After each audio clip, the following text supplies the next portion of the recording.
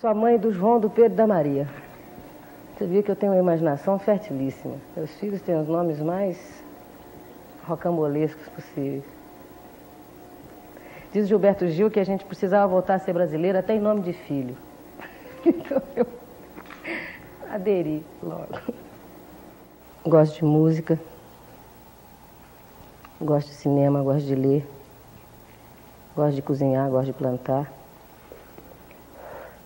Eu seria uma péssima professora primária, porque eu estava me preparando para isso. Mas eu ia ser um horror, ia ser provavelmente expulsa pelo Ministério da Educação e Cultura por incompetência ou por falta de afinidade com o cargo. E eu provavelmente, se não fosse cantora, não seria a pessoa que eu sou, que eu acho que é muito mais importante do que a profissão que eu tenho. Eu aprendi muita coisa nessas andanças aí pela vida. A partir de 68, a gente passou por um período de vazio, inclusive vazio físico, né? Porque muita gente estava fora. E não se contava, assim, de imediato até com o respaldo da presença de Gil, de Edu, de Caetano, de Chico, de uma série de pessoas que normalmente a gente costumava encontrar. Então, quando eu falo que havia o vazio físico, havia um vazio que era um misto de saudade, um misto de ansiedade, de realmente não saber exatamente o que estava acontecendo. E para pessoas mais ingênuas, como no meu caso, na época, bastante, né? Um certo medo até. Então, era fazer o melhor possível, do que era possível ser feito, esperando se respirar em conjunto. Parece-me que se começa a respirar. A articulação existe, quer dizer, a gente está com possibilidade de se encontrar. Parece que já não causa espécie ter um grupo de 10, 15 pessoas debatendo problemas que dizem respeito à sua profissão, dizem respeito ao seu trabalho, à sua forma de se comunicar com as pessoas, à sua forma de ser, dentro da medida do possível, o repórter da sua sociedade, do seu tempo, da sua terra, do seu povo, da sua cultura.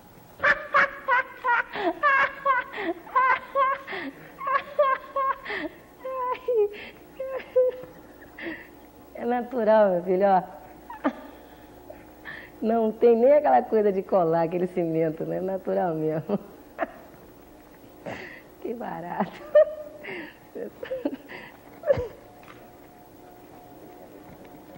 Rapaz, as pessoas são loucas. Sentadura. Que barato. Que loucura. Que doidice. Não dá para separar o momento que a gente está vivendo como pessoa, como cidadão, como indivíduo sozinho, narciso, olhando para o espelho assim o dia inteiro, dizendo eu me amo. Não dá para separar. O nosso relacionamento em termos de grupo é muito forte, a gente debate muito tudo que acontece, desde programas de televisão até notícia de jornal. A gente até às vezes lê jornal junto e um comenta uma notícia para o outro. É muito difícil que as coisas não sejam saídas de um debate e que as coisas não sejam postas em votação e que as coisas não sejam, afinal, levadas adiante quando são o pensamento da maioria. Porque a gente é assim, a gente acredita nessas coisas de democracia, assim, sabe? Quando a gente fala assim, proteção à música nacional, não quer dizer que a gente esteja brigando contra a música estrangeira, em princípio. Não é nada disso. A gente briga contra a música de péssima categoria na estrangeira que está sendo executada no Brasil. Eu acho que quanto a isso, a gente não pode nem dizer que não se está falando uma verdade. esse chibum, chibum, chibum de discoteca que está pintando aí, eu juro que não é nem o melhor de lá. Lá deve ter coisa melhor. É o que de pior está sendo tocado aqui, né? Então, em princípio, a gente não pode ser contra a música estrangeira, porque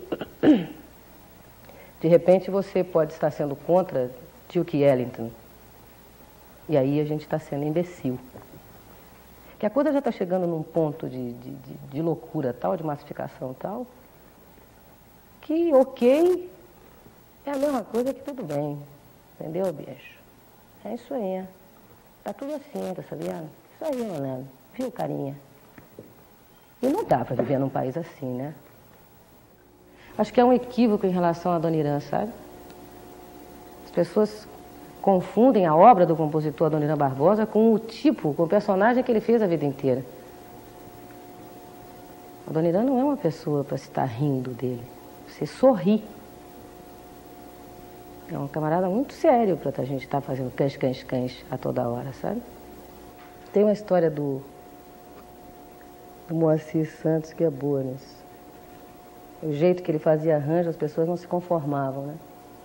Que era completamente diferente dos outros. Então, um dia, numa sessão de gravação,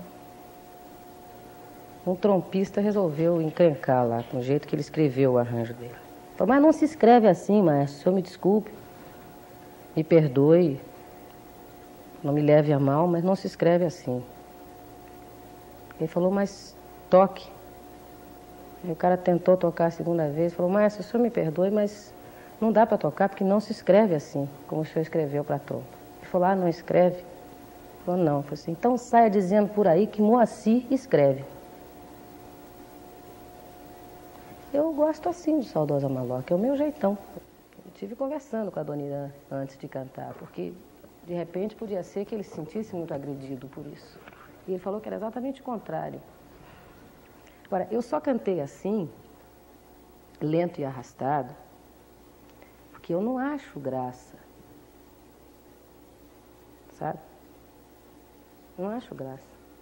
Você está num determinado lugar e de repente 24 horas você tem que sair, sabe lá Deus para onde. Então isso não é engraçado. Para a periferia, na periferia, só essas coisas que de vez em quando você faz, né? Tipo show, em clube. As coisas que você faz e que não faz questão que ninguém fique sabendo, sabe como é que é? Eu não acredito muito em obra de fachada, não. A gente vai e faz, e ponto, acabou. A gente sabe. As pessoas ficam sabendo e Jesus Cristo toma nota no livrinho lá. Aí depois no saldo positivo, saldo negativo, ele soma, divide, faz a prova dos 9 e de repente eu entro no céu. Agora, eu não quero que ninguém fique sabendo.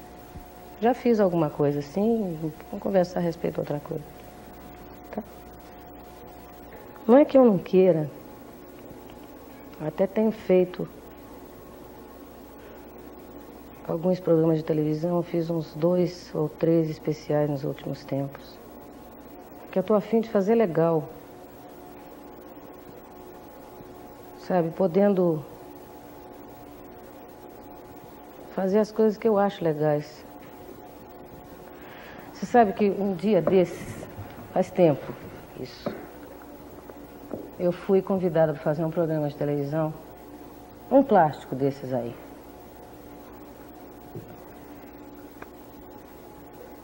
E quando eu cheguei ao estúdio, o cara perguntou, sabe o quê? O que você vai fazer? Eu falei, cantar. Ele falou, só? Aí eu fui para casa. Porque a única coisa que eu sei fazer é essa. E se não serve, só, eu fui embora.